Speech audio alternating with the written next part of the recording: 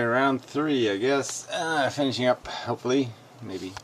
Here's the second one just posted. It's got no views. 1 down rating already on no views. I mean, really. It has no views, and yet it's been downgraded. It's funny. So anyway, I have to go find this guy. So we're at 3313. I'm going to have to do a reload here, I think, so it'll play properly.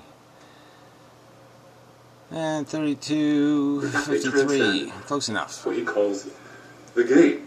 What ultra pessimists would think of in that way. Well, any of our pleasures or pain has infinite transcendent value. Infinite transcendent value. This is silly. Again, it's speculation. No one knows which outweighs the other. Yeah, whatever. Again, these are arguments you make. Okay, you can say nobody knows, but we do have ways of detecting things probabilistically and understanding them in context. We can personally know that we all have some limitation to what we would call good enough. If I degrade your life in certain ways, if I do certain things to you, give you certain diseases or conditions, take away your eyesight, for example, or some other senses, there's a point where you'd say your life is not worth living for you. You can make that determination. We can consistently say these things. We abort fetuses in degraded condition, not because we don't think we can convince them to say, I love being alive even though I have no arms and legs. Yes, of course we can convince them of that. We know that the creatures can sometimes be born in horrible circumstances and they'll still try to stiff upper lip and they'll still try to fight the good fight, but we know it would be a silly thing to do, to impose that burden. So, come on. The fact that we can overcome adversity doesn't mean that we can't understand adversity. It's pleasure or pain. No one knows whether there's been more. Just no one knows. It's speculation. No, there's no algorithm that's going to arrive. It's not that's going to allow us to calculate that ratio. Even if it well, again, we do it personally. And then the real calculation is about what you have a right to do to somebody else. How much misery or suffering do you have a right to impose on something else for your gratification of your notion of purpose? So for a purpose you can't describe and define, for one you can't articulate beyond saying I want or I need, you're saying you have a right to project some sort of harm to something else. And I would argue that no level of harm could be justified under that circumstances. No non-consensual burden can be imposed rationally, sensibly, logically. It's unethical. Relevant in the first place. I don't think it is relevant what I just said about the infinite value of any of these mental states. Because all of them transcend. In fact, they transcend. Well, whatever. You're saying they transcend our value judgment. They don't. My own don't transcend my own value judgments. Some desire to be king of England. Yes. How strong is that desire? What would I do to accomplish it? I don't think I'd even buy a 50-cent ticket on a slow boat. What he calls the game. What ultra pessimists would think of in that way. Any of our pleasures or pain has infinite transcendent value. So that means that one of these pleasures in the world... Oh, well, whatever. Again, so this is your premise. My premise is that evolution is a dumb force and that we can judge the byproducts of this dumb force and say, yes, the byproduct is not a good thing. It's not a good, efficient process. It's an inefficient process. Your theory is that we have transcended our existence as a biological organism, and that we somehow have created through that transcendence some sort of value greater than all our desires and all our mechanisms put together somehow, and that we were doing something in contemplating the universe. We have somehow transcended the value of all the animals that suffer so we can contemplate the universe. You're saying your contemplations are worth torturing animals. I'm saying that's a ridiculous theory. Ridiculous. One person listening to Mozart, for example, to take a kind of pretentious example, but very pretentious. Take your pleasure, whatever happens to be, your orgasm or whatever it is. Yeah, so for some people, their pleasure would be in raping. Some people's pleasure is in being a slave owner. So, you know, where's this going? all of them have infinite value that cannot be. Well, whatever. I can't have a conversation. This is not a premise that is, commonly understood or commonly accepted. So you're making an extraordinary claim of transcendent value based on no logic that I know of or have heard of, no theory of fact. So how can you be so pretentious as to just throw that word out here like I'm supposed to buy into that? Come on. Measured or quantified. It's just not the kind of thing to be quantified. What is the numerical value? How do you quantify any of these mental states? The mental states can be quantified. Your joy or your sadness can be quantified. What makes you happy or what makes you sad is kind of irrelevant. That's the part you're saying has infinite value, and that's the part I'm saying has absolutely no value. The fact that you find value in the cheese doodle, and that you will fight and claw your way to it, okay, is your problem. That's a problem with your psychology.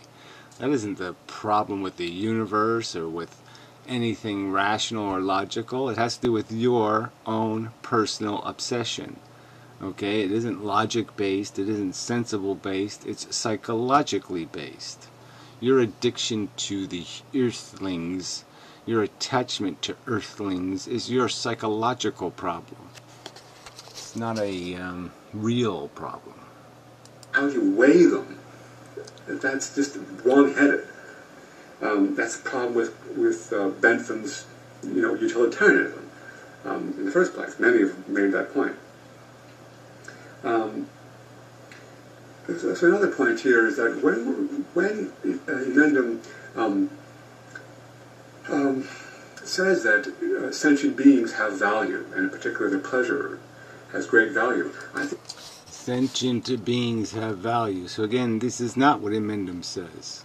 What he says is that experience has value. The experience, the sentient experience has value. Sentient. I don't care which way you want to say it. But that's what has value.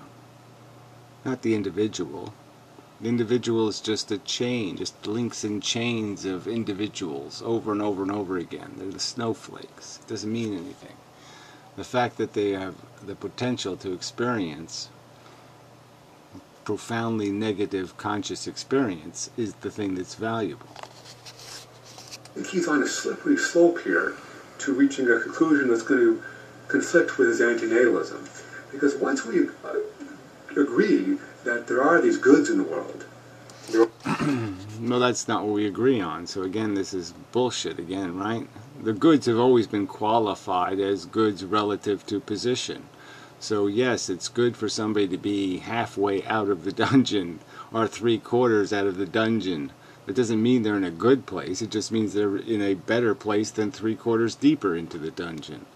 Okay, I mean, yes, the progress is relative to a position you start from.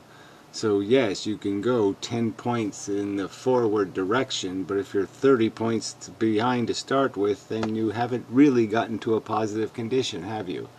So your implication that I've somehow conceded that there are such things as true positives, true value gold that we're playing for, is nonsense. What I'm saying is all you're doing is cleaning up your debts. You're cleaning up your negatives at best. You're taking stuff off your credit card, but you're not making any money. Are these sentient creatures that it's good for them to be around because they feel pleasure and that's a good thing, whereas of course suffering is inherently bad thing according to the antinatalist. Once we agree at least that there's some good in the world, that is, once we disagree with nihilists who say there's nothing of any value. Well, again, that's the wrong way to describe it, right? Those aren't the only two choices. The two choices are you value the negative, recognize it's the source of the positive. Without the correction of a negative condition, you have very little option for positive. Most of the things that make us happy have something to do with correcting a negative condition. Either you're poor, or you're diseased, or you're afraid, or you're something. You have a diminished ego and you advance your ego. There's some sort of negative thing that comes first and you have to fix the negative. That's the nature of the game we're playing. We're calling fixing what's broken, and you have to recognize the value of fixing what's broken, but it's not making something good. It's just fixing what's bad. Correcting bads is not exactly the same thing as creating goods. And Inmendham is not a nihilist. Once we say that there's some good in the world, then we should be able to see that there might be more and more good in the world. But again, you'd still have to get over the huge, gigantic problem of the lack of deserve and the lack of consent. So once again, you'd still have to acknowledge the fact that until you create some perfectly harmless, fail-safe scenario for your consciousness to play in, that you have not fulfilled your obligation to your victims. You don't have a right to rape unless you're going to prevent more rape. You have to prevent a greater harm to justify imposing a harm. You can't do it for your gravy, for your dessert. And it's a dessert I claim doesn't exist anyway. So we don't even agree on the premise that such a thing exists. But if I was to concede the existence of your pot of gold, I'm saying there's no way your pot of gold will ever pay enough of a fair exchange for the crippling torn limbs and such that you're going to impose to get to your pot of gold. We should be open to the possibility that we can produce more and more good in the world. And Inmendham says that it'll always be outweighed by all the suffering. But I just think that I'm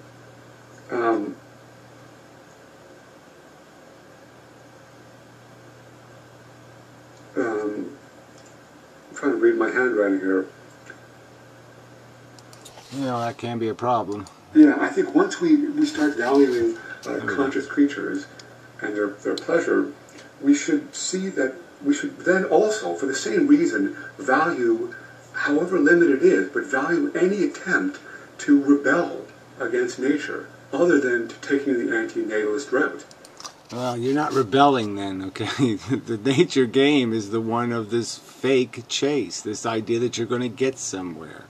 There's nowhere to go. That's the simple truth of it. It's all snakes eating their tail. It's all, you got to create a problem before you can create a solution. And you can pretend there's some other equation here, but you'll never be able to describe it to me. You'll never be able to describe to me the good that doesn't require there have to be some sort of condition of need. There has to be the hunger first. You cannot force the food into the thing that doesn't have the hunger. It's not going to work.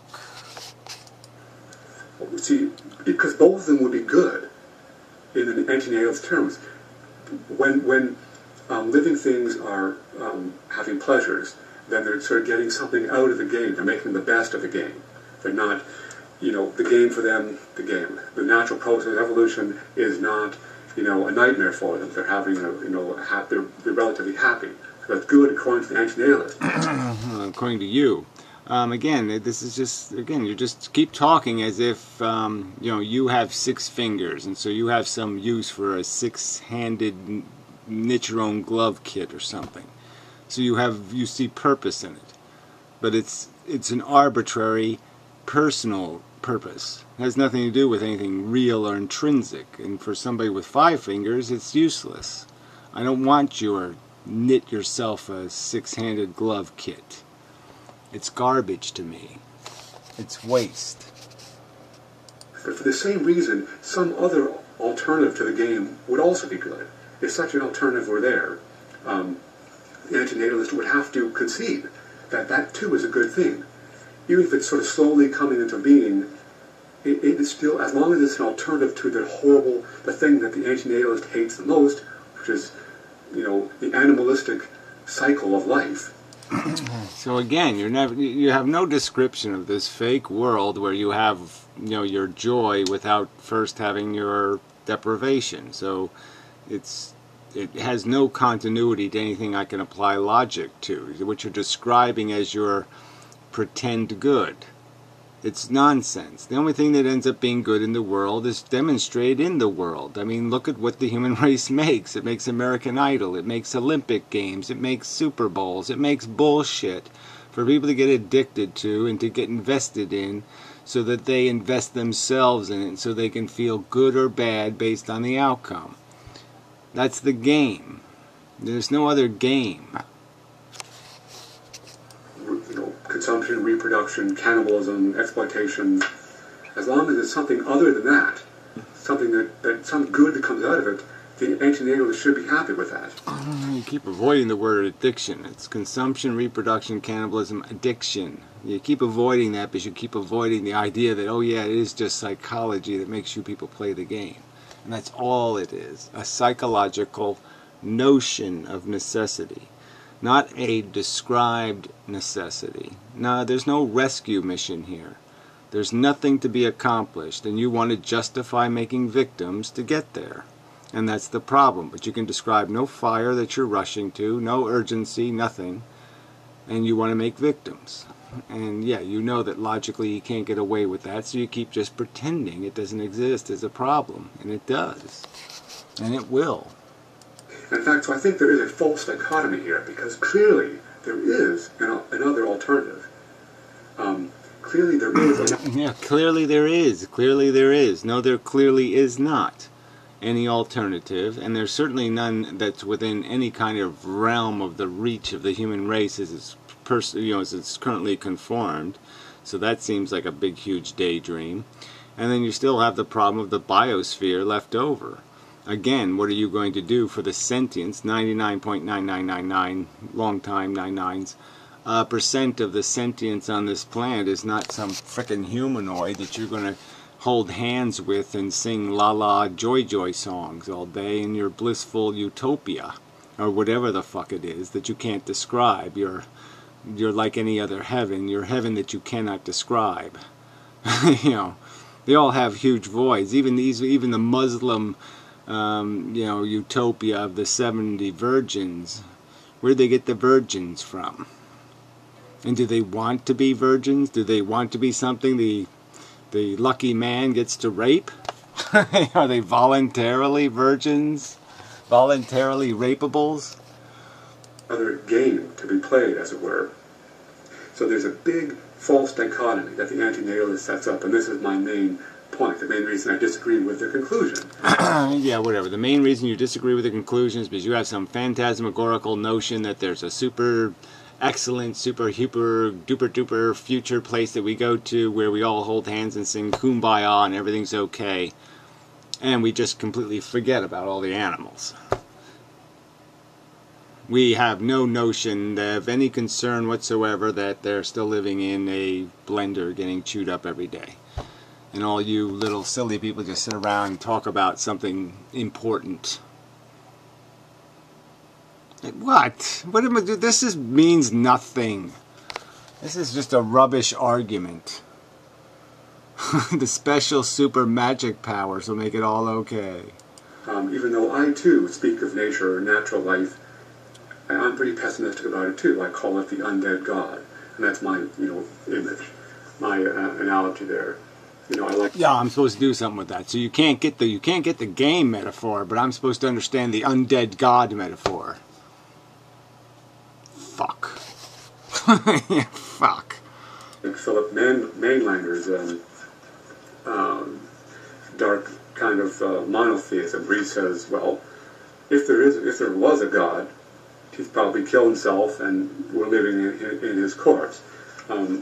Like that even makes any sense, right? So that analogy is okay with you. That kind of moronic metaphor, like there's some way that we're inside of a dead god's corpse. So the planet Earth and the sun and the galaxy is all swirling around inside a dead god's corpse.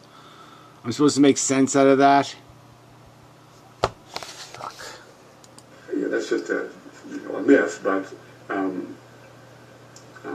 it's just rubbish. Anyway, I think that, so I agree with some of the dark premise here, that there's a lot of people are deluded about the horrible facts of nature, but I don't think our best option is to kill ourselves and stop having kids and stop the... Well, why don't you just keep jumping a whole bunch of subjects all together with each other, right? Now, who's obligating you to kill yourself? Who's even suggested you kill yourself? Has anybody done that? I certainly haven't done that.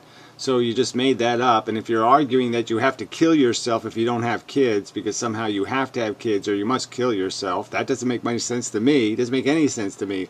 I, even if I thought life was worth living, still wouldn't have kids because I have absolutely no use for them. They were not going to enhance my life in any way I can figure out, and I certainly am going to see the minimum obligation to have some sort of idea that somehow there's some future for them to live in that's going to be better than the one I got to live in. I don't see any hope of that. So why the fuck would I have them? Oh, that's right. No good reason whatsoever. Do I have to kill myself because of that? No. So yeah, why don't you stay on one subject at a time? You know, the human experiment, or experiment of all life on Earth, that is wrong. Because there's another alternative. What is the alternative? Well, it's culture. Okay, that's the game. Right. So you might as well just say it's gang psychology. There's the alternative. Just revert to some gang member and be a racist and a bigot. That's the solution. Yeah, no thank you. That is clearly a non-animalistic game. It's clearly... oh, come on. A non-animalistic game. Culture's not an animalistic game. Cultures have traditionally annihilated each other, had done nothing. They've nuked each other, for fuck's sake. They've dropped nuclear bombs on each other. Fuck. It emerges from the animalistic cycle of life, but it's better than that game, than that cycle of life. In what way? Exactly what way? What exactly the ambitions of a culture, what exactly about those ambitions have anything to do that should be in any way separate them from the crudest and stupid parts of human psychology? What element of culture demonstrates that? And there's just so much evidence for it. And oh, please, let's see it. I mean, it's the extent to which we are civilized people rather than just animals. This is what we've been doing for thousands of years. Thousands of years. We've caught on to the fact that animal behavior is... thousands of years, he said, right? That we've caught on for thousands of years? There was child labor in this country less than 100 years ago.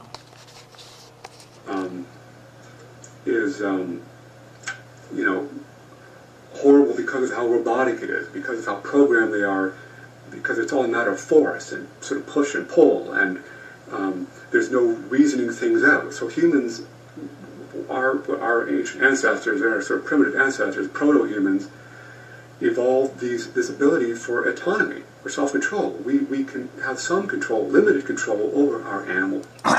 No, we can have complete control. We have complete control, and it's only because of sorry, idiots and assholes that humans aren't required to have more control, to exercise more control, to admit what they are, selfish motherfuckers, and move on.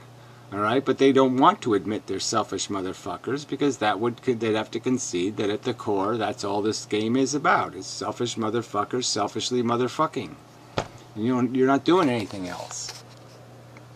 Programming, our instincts, our emotions, our impulses. Yeah, the agenda engine. The agenda engine is always going to be something mechanical, visceral, crude. Because there is no higher order agenda besides cleaning it up. And the straightest line between the mess and cleaning up the mess is not to make the mess.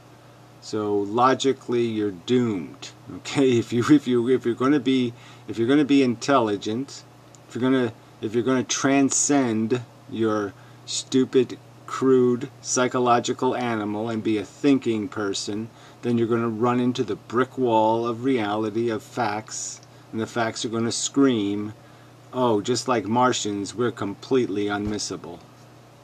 And it's a truth.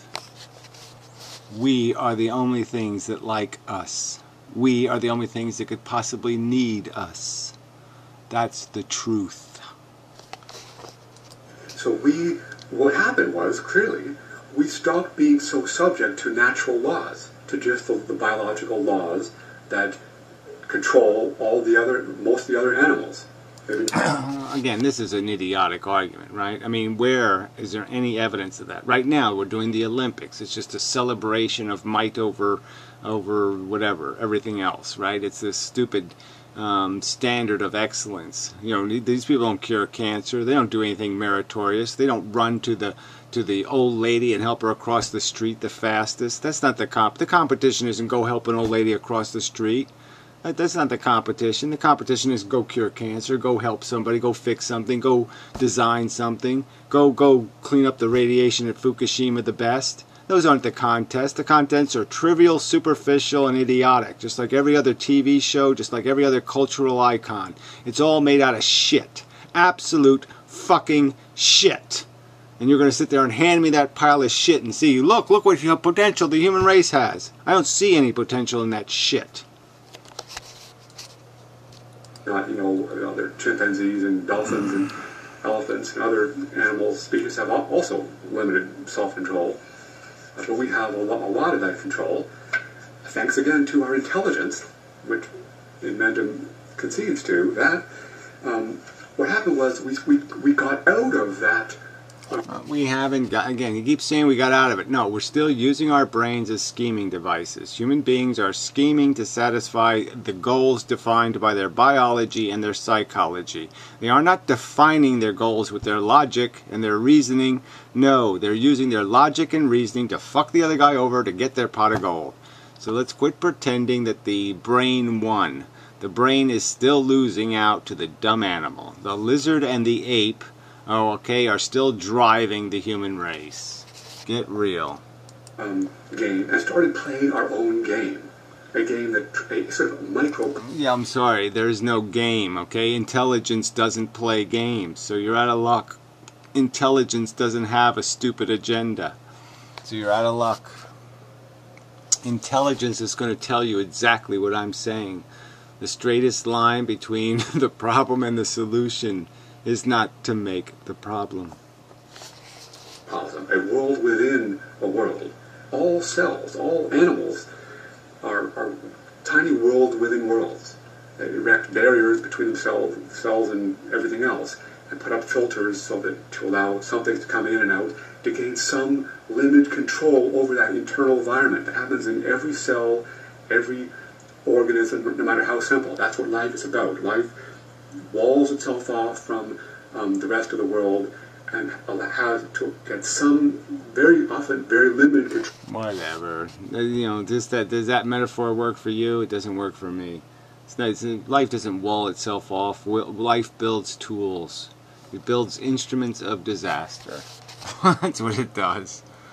Control over what happens to that organism or that cell. We just do that to a much higher degree because our brain, our control center, gives us that top-down control thanks to language. It's not top-down, and again, where's the evidence of the top-down control? Again, where is the evidence of that being realized in anything called culture or human culture? It's not being realized. Reason and so on. What happened was we created culture around us, a world within a world, ultimately leading up to the technosphere, as we can call it. But anyway, we surround ourselves with artifacts and with prescriptive laws, social laws. Our behavior is regulated by prescriptive laws that we choose, that we define, not based on some supernatural free will.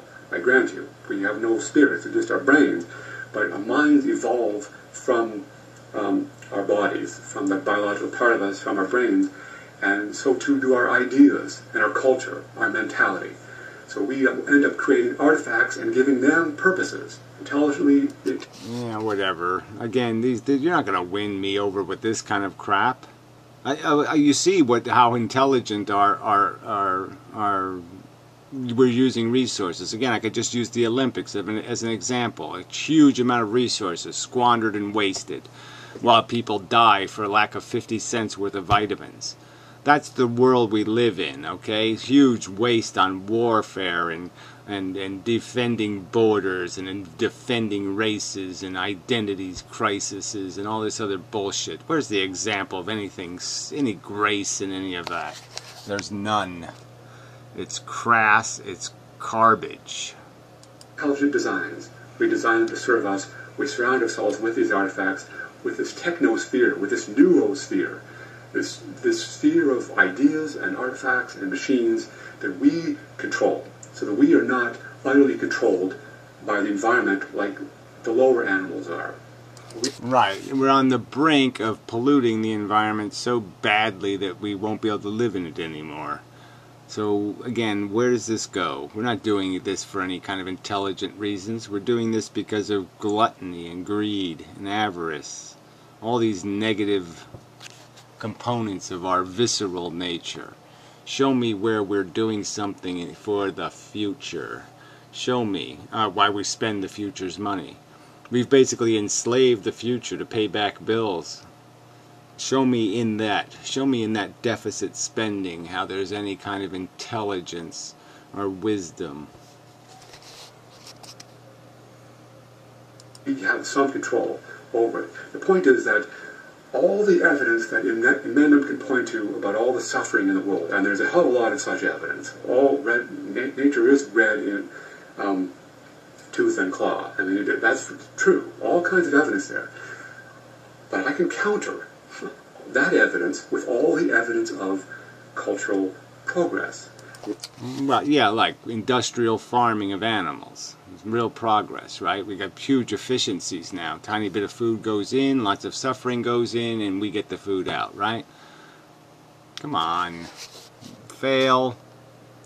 Not that it's inexorably leading to some ultimate good. That would be pure speculation. I don't know that that's the case. And it's not a linear progress. There are cycles in culture as well.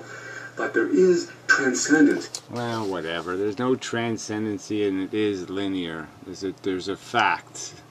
Okay? Selfishness and technology will crash into each other hard in the future. And it's going to be very, very messy. Here. There is plenty of evidence for thousands of years that humans have transcended our animalistic past and even our bodies. We gain control over ourselves, over our brains, over our bodies, over our collectives, with, again, our higher... Yeah. Well, and again, where's the evidence of this? Where? Show me. Show me. I don't see these humans anywhere. Show me one of these humans that have transcended in any way. Functions, our reason, our logic, our curiosity, our tools, our artifacts, our societies, our moral... Our guns, our nursing homes, yeah, our anal probes, our NSAs, our... Come on. Such a crock of shit. Principles. But again, Inmendham concedes to that as well, that there's such a thing as utilitarian morality. But all that is I would never use the word morality. Yeah, there's value exchanges. And clearly you haven't accounted for your obligation to defend the exchanges, and especially those exchanges for which your existence imposes a price on something else. It indicates that there's something else going on other than this so-called game. There's this alternative, which we call culture or mentality, the noosphere, the technosphere, whatever. It's culture, mentality, noosphere, whatever the other one was. What the fuck is that shit? Where? Where is it? Show me one of those. Show me some piece of that, whatever that is. It's so instead of saying that... Or what is that, Facebook? It's okay that little kids have chemotherapy because we have Facebook? Facebook makes it all okay? Is that your argument? I don't think so. We should, with the anti-natalists, that we should stop playing the game because we should stop playing this horrible game because we know how horrible it is. We should stop it by ending all life. Instead of that, we can say, no, well, let's just play a different game. Stop procreating. Okay, ending all life, whatever. Yeah, I mean, eventually, but it doesn't matter. You don't have to. It doesn't have to be your problem. Procreation is the subject, fuckhead. Let's do something else. Let's transcend this horrible programming. Let's be more civilized because we're people and not animals. Let's stop participating in that horrible natural process, through evolutionary life. Let's make it better. We have that potential. Now, obviously, we are still animals, so we regress all the time to barbaric, brutal, savage, insane, irrational. Yeah, whatever. All the time. Well, what's the exception to the regression? Show me the exception to the regression. Where's the exception to the regression? Behavior. Clearly, we all do that. Some of us live constantly as basically animals, subhumans. But we have this potential to be more. Yeah, and that's mostly the breeders, too. Newsflash. So isn't that a coincidence? Oh, yeah, the people having the most kids are the most barbaric. Oh, yeah. Curious. Clearly we do. Clearly we have this potential to transcend that animal programming, limited as it is. We do not have supernatural free will. We have limited autonomy. And well, you keep saying it's limited. Like I said, what is the limitation? You figure out that animals suffer. You say, gee, I don't think suffering's too cool. I can eat potato chips instead of eating filet mignon. So, yeah, I guess I'll eat potato chips or a carrot. Carrots don't have a brain. They don't have a central nervous system. They're not going to scream and go, ow. So, yeah, I'll eat the carrot instead. Gee, that logic is so burdensome? No. our societies, in a limited way, bit by bit, however much we regress, all the time, we still lay the foundations for this alternative. Lay the foundations of what? There is no alternative. The alternative is you will figure out some way to kill all the darkies. What's your alternative, shithead? You're not going to come up with it. You have no description of your fucking utopia. Higher form of life. We can, for example, be vegetarians. We can settle our differences peacefully without going to war. We do that sometimes. Other times we go to war and we resort to violence. Again, we are animals, but we are in the process, it seems, of becoming something else. Well, again, you say it seems. Where's the evidence of it seems? It seems we just had a whole bunch of bloody wars.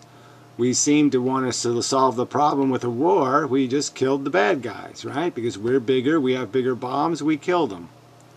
So what have we learned? Oh, that's right, not a damn thing. It's speculation, just talk about what we're going to become, but that's not the point. The point is that we have an alternative to this ultra-pessimism. We can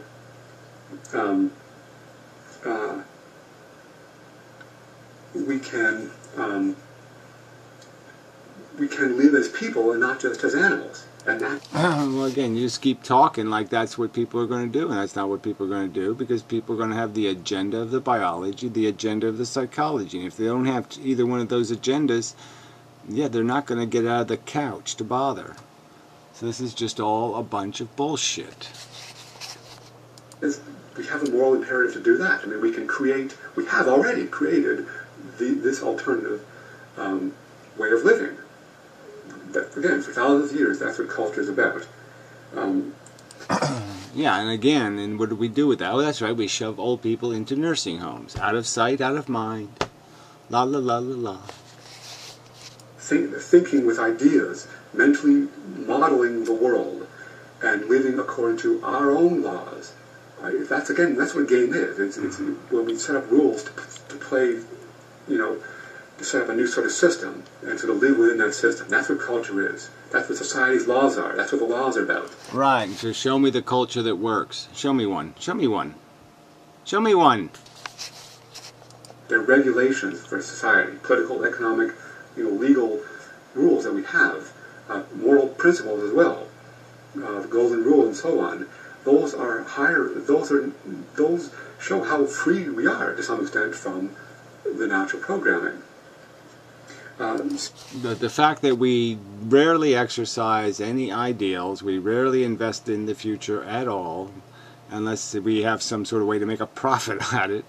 Again, this is just a fail argument. There's just absolutely no evidence that this is the function of the organism. Okay, the function is the animal is visceral, the animal has the passion, and it's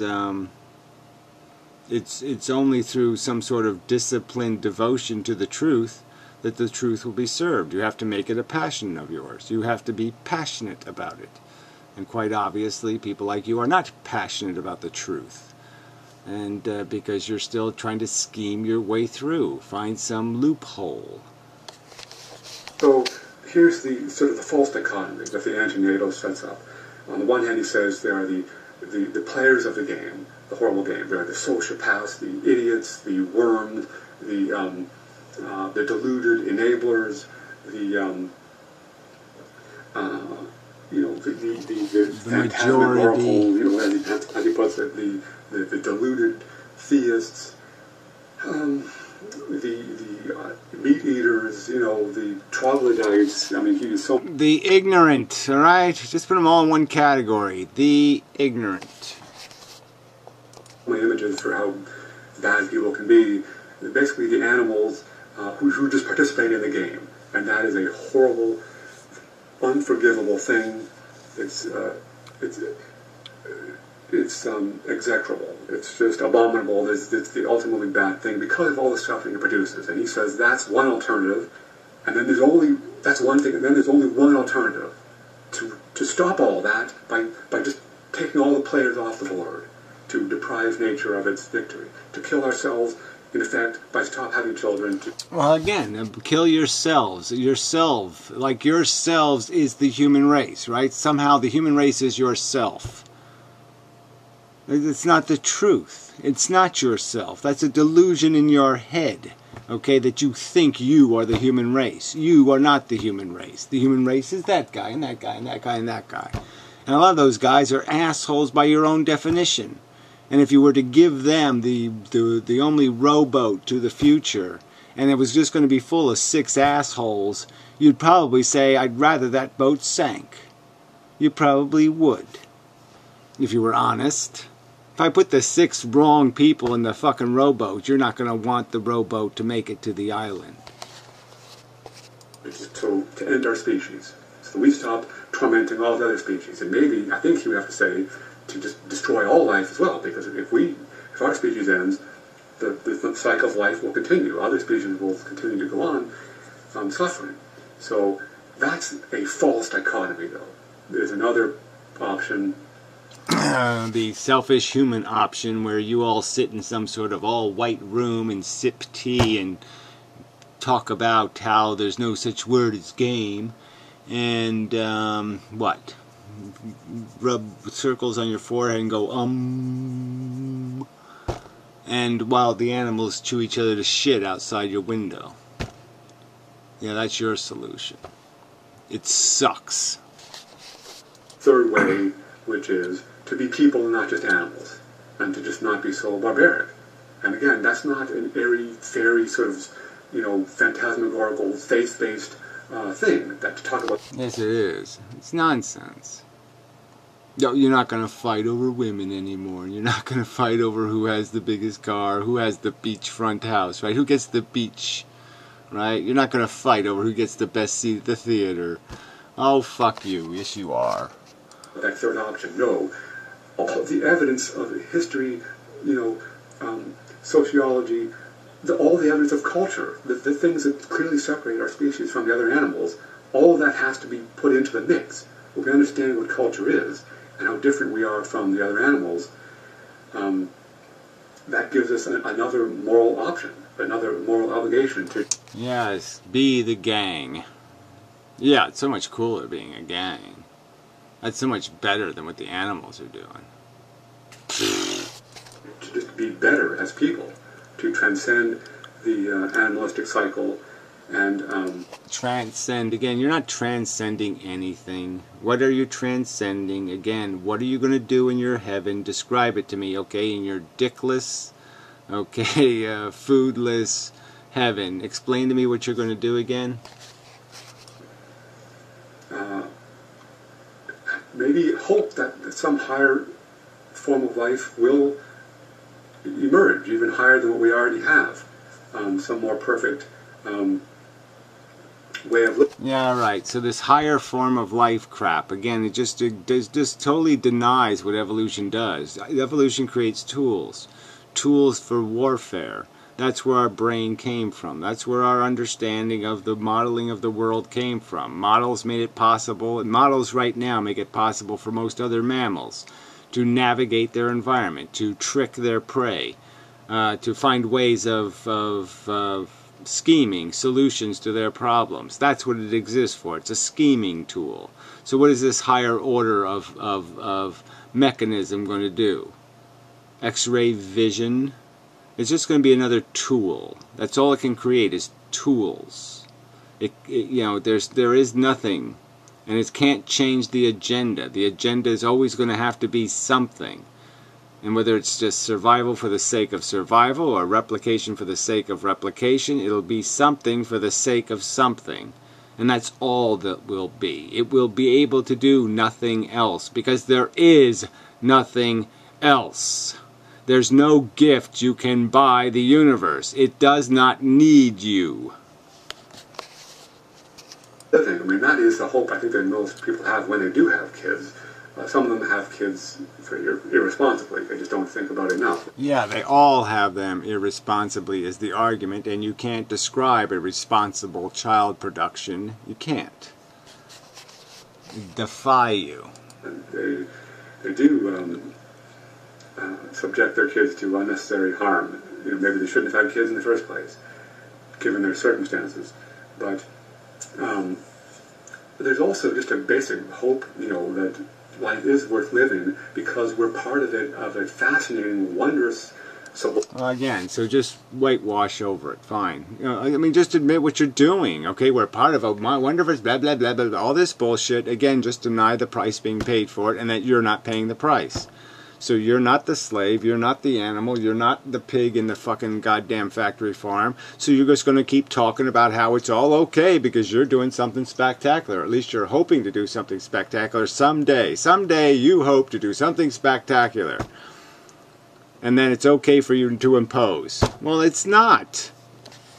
That's just bullshit. Your hope. Shove that crap. Line process. It's not inevitable progress, nothing supernatural about it, but clearly something interesting has gone on here, some kind of creativity which is amazing.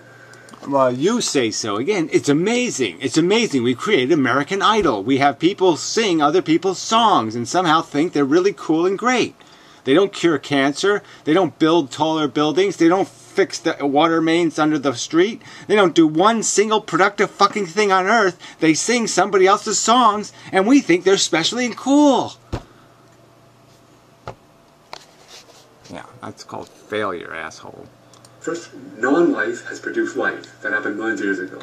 And then life has gotten more and more complex. So we get evolution in time, change, development in time, and also complexification, even from... Yes, toolkit acquisition. All the complexification has to do with tools. It has to do with navigating the environment better than the other crap that's navigating the environment, and that's all.